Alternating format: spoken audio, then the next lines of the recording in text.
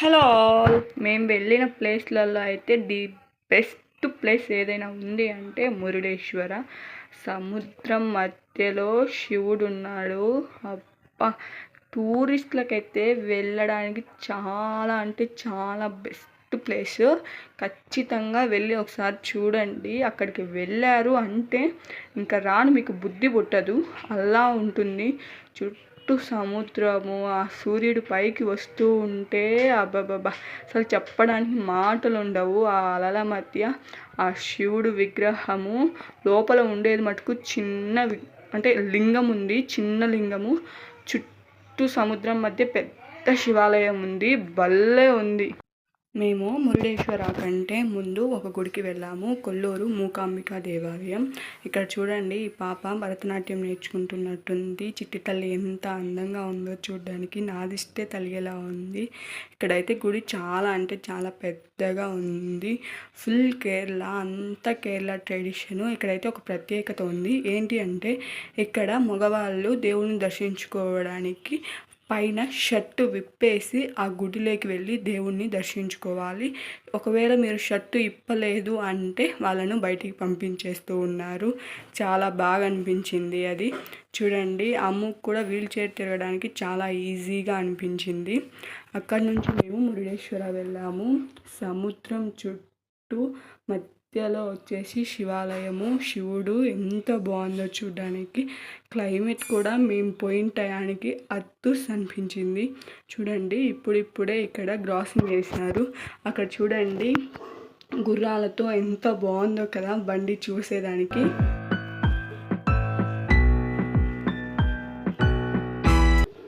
నిజంగా చెప్తున్నా, మీరు ఎవరైనా ట్రిప్ వెళ్ళాలి అనుకుంటే, ఎక్కడికైనా వెళ్ళాలి అనుకుంటే ఖచ్చితంగా ఈ ప్లేస్కి వెళ్ళండి.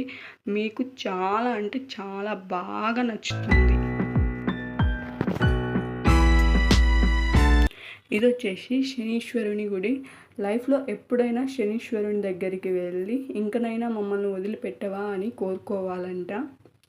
ఇక్కడ చూడండి, గణపయ్యకు స్వామి ఏదో బోధిస్తూ ఉన్నాడు. అసలు ఆ గడ్డి అక్కడ స్వామి బోధిస్తూ ఉంటే చూడడానికి చాలా బాగా అనిపించింది. Shivayya my favourite God.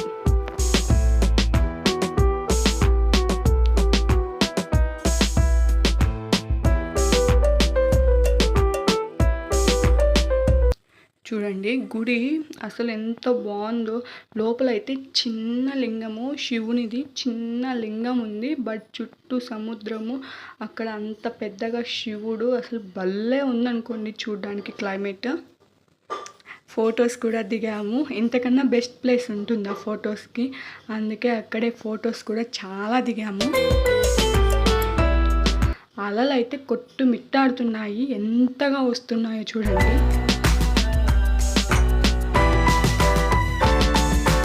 అసలు మనసు అంతా చాలా ఫ్రీగా అనిపించింది. చేపలు చూడండి ఎంత పెద్దగా ఉన్నాయో. కేజీ 600 చెప్పారు. ఇవైతే ఎంత పెద్ద చేపలు, అప్పుడే పట్టుకొని వచ్చి ఎవరో కావాలి అంటే తోమి కొట్టిస్తున్నారు. ఇది చూడండి, చేపున్నట్లేదు, పెద్ద పాము ఉన్నట్టుంది నల్లగా.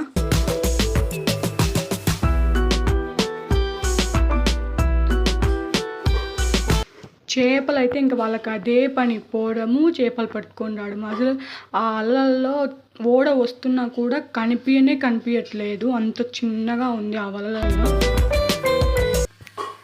చూడండి, సముద్రం మధ్యలో కూర్చొని టిఫిన్ చేసాము. అబ్బా, ఎంత బాగుందో.